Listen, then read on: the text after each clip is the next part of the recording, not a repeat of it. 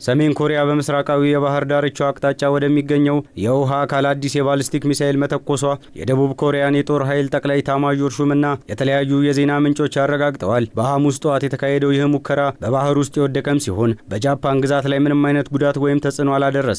ይህ ፒዮንግያንግ አዳዲስ የጦር መሳሪያ ስርዓቶችን ለማሳየት የምታደርገው ተደጋጋሚ ወታደራዊ እንቅስቃሴ አካል ሆኖ የተመዘገበው ሌላኛው የጦር መሳሪያ ሙከራ ነው። የሰሜን ኮሪያ መሪ ኪም ጆንጉን የኒኩሌርና የባሊስቲክ ሚሳኤል አቅማቸውን በከፍተኛ ሁኔታ ማስፋፋት የጀመሩት እንደ አውሮፓውያን አቆጣጠር በ2019 ከፕሬዝዳንት ዶናልድ ትራምፕ ጋር ያደረጉት የዲፕሎማሲ ንግግር ከተቋረጠ በኋላ ነው። የጂኦፖለቲካል ተንታኞች እንደሚያስረዱት ፒዮንግያንግ የኒኩሌር ባለቤት ሀገር መሆኗ በዓለም አቀፍ ደረጃ እውቅና እንዲሰጣት ትፈልጋለች። ይህ እውቅና በሀገሪቱ ላይ የተጣሉትን ከባድ የኢኮኖሚ ማዕቀቦች ለማንሳት እንደ ዋና የመደራደሪያ ካርድ እንደሚያገለግላትም ይታመናል። በቅርብ ጊዜያት ደግሞ የሰሜን ኮሪያ ወታደራዊ ስትራቴጂክ ከባሊስቲክ ሚሳኤሎች በተጨማሪ ወደ ባህር ኃይል ግንባታ እየተሸጋገረ ይገኛል። ባለፈው ሐምሌ ወር ኪም ጆንጉን 5000 ሜትሪክ ቶን ክብደት ባላት አዲስ የጦር መርከብ ላይ የኒኩሌር ጦር መሳሪያ መሸከም የሚችል የክሩዝ ሚሳኤል ሙከራ በግንባር ቀደምትነት ተከታትለዋል። በተጨማሪም ሀገሪቱ በኒኩሌር ኃይል የምትሰራ መርከብና ከውሃ ውስጥ የሚተኮሱ ሀገር አቋራጭ ባሊስቲክ ሚሳኤሎችን የማልማት የ5 ዓመት ወታደራዊ ግብ አስቀምጣ እየሰራችም ትገኛለች።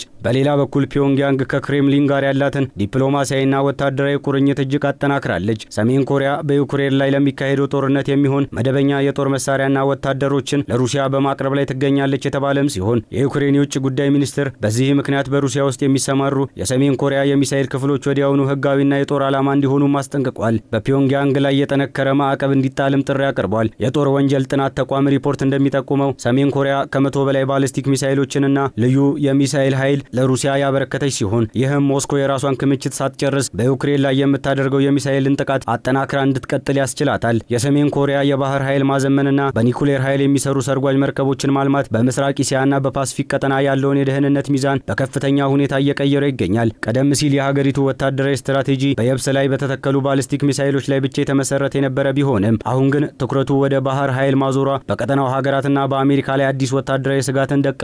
በየብስ ላይ የሚገኙ የሚሳኤል ማስወንጨፊያ ጣቢያዎች በጠላት ቅድመ ጥቃት ሊወድሙ የሚችሉ በመሆናቸው በኒኩሌር የሚሰሩ ሰርጓጅ መርከቦች በውሃ ውስጥ ሳይታወቅ ረጅም ጊዜ የመቆየት አቅማቸው የሰሜን ኮሪያ ሁለተኛ የመምታት አቅም በከፍተኛ ሁኔታ ያጠናክሩታል። በተጨማሪም ከባህር የሚተኮሱት ባሊስቲክ ሚሳኤሎች የት አቅጣጫ እንደተተኮሱና እንደሚመጡ ለመገመት አስቸጋሪ በመሆናቸው የደቡብ ኮሪያ የጃፓንና የአሜሪካ የቅድመ ማስጠንቀቂያና የሚሳኤል መከላከያ ስርዓቶች ውጤታማነትን በእጅጉ ይፈታተናል። ይህ የፒዮንግያንግ የባህር ኃይል እድገት በቀጠናው ውስጥ የአዲስ ጦርነት መሳሪያ ውድድር እንዲቀሰቅስ ምክንያት እየሆነም ይገኛል። ደቡብ ኮሪያና ጃፓን የራሳቸውን የባህር ኃይልና የሰርጓጅ መርከብ መከታተያ ቴክኖሎጂዎችን በከፍተኛ ሁኔታ ለማዘመን እየተገደዱ ሲሆን ደቡብ ኮሪያን በበኩሏ የራሷን የኒኩሌር ሰርጓጅ መርከቦች ለማልማትና የባህር ውስጥ መከላከያዋን ለማጠናከር እንድትገፋፋ አድርጓታል። ሰሜን ኮሪያ በባህር ውስጥ የምታስወነጭፋቸው አህጉር አቋራጭ ሚሳኤሎች የአሜሪካን ዋና ምድር በቀጥታ የመምታት አቅም የሚያዳብሩ ከሆነ አሜሪካ ለቀጠናው ወዳጆቿ የምትሰጠው የኒኩሌር ከለላ ጥያቄ ውስጥ ይከቷል። በተለይም ፒዮንግያንግ ከሩሲያ ልታገኝ የምትችለው የተራቀቀ የሰርጓጅ መርከብ ቴክኖሎጂ